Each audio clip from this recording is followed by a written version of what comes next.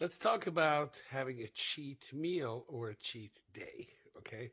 So, should you have a cheat day? No, you should not. Should you have a cheat week? Absolutely not. You can have a cheat meal once a week. That's fine. And I would do it something like on a Saturday night or something like that. Other than that, don't have a cheat day because a cheat day will turn into like you're going to feel like shit the next day. Low energy. You're going to ruin some of the progress. I would say you could even go as far as this. You could have a small little cheat meal or treat every single day if your overall calories can allow it. Or if you're not necessarily in a competition preparation, it's okay. Now, here's a lesson that I learned from someone who went to like a seminar about, nutrition. And I don't know if you've experienced this. So let's say you're really good with your food, you follow your diet, and then you cheat, and then one meal turns into two, and then one day turns into 2 days, and then in a week, and then all of a sudden you're like, fuck it. It's all not worth it anyway. So I don't know if that happened to you. It definitely happened to me or to most people I know. But, and here's the lesson. Here's the thing. Here's the message. It costs like $5,000. Okay, this message here that I'm going to tell you.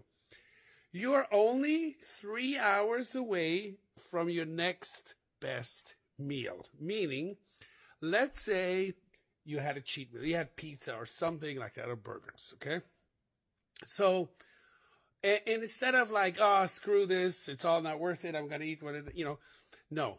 The next meal you're having, which is 3 hours later, should be a good meal like you had, before, where you just, go, chicken, salad or whatever, have something that is based on your plan.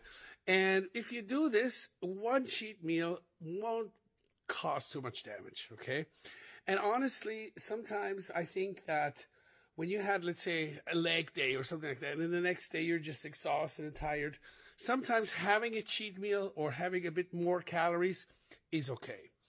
My trainer from the past, Ronnie, he used to have a rice day after leg day, which means on that day he had mainly rice, a lot of rice, more carbs the following day just to kind of refuel his energy levels, and then he went back on a high protein diet, the following day. And that used to work for him. And honestly, when you do it like carb cycling, when you have like a bit more carbs on one day and then, 2 days where you have low carbs, it doesn't really matter. Sometimes your body can adjust, okay? So having a little bit more calories once in a while is not going to kill your progress, as long as you have a plan. And here's the thing too. You need a goal. You need a goal because without the goal and you have, let's say, a cheat day, and then you're like, screw this, why am I doing this anyway? You need a reason. You need a reason to continue to be on your path.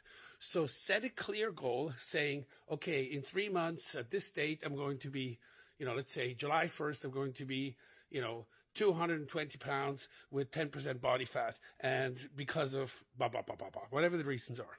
So if you have that and you follow your plan and you are consistent, and once in a while you have a cheat meal, it's not the end of the world.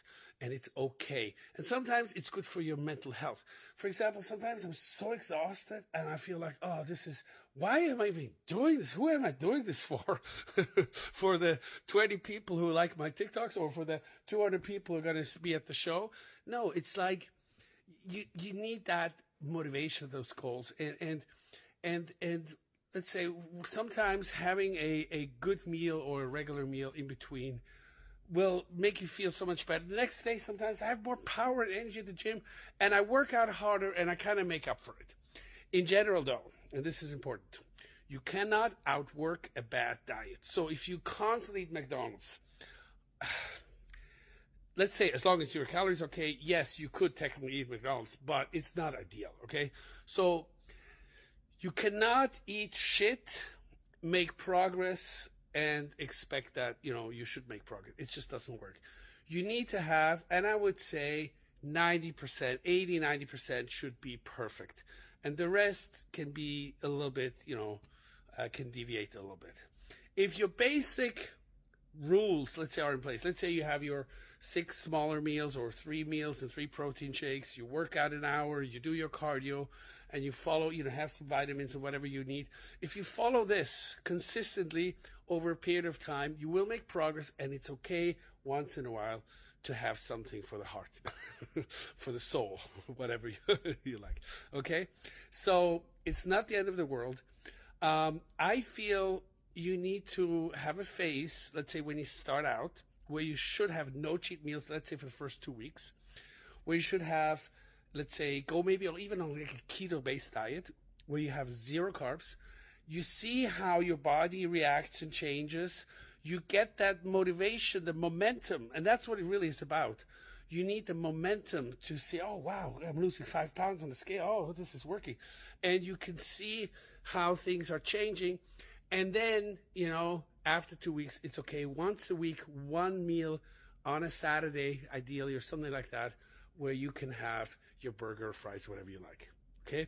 And it shouldn't be a reward. Sometimes it should be like a refeed meal where you just have a bit more calories, just to kind of, not just for your mental sanity, but for your body, just to get a bit more calories, just to kind of get a little bit more energy back into the system if you're constantly starving. Okay?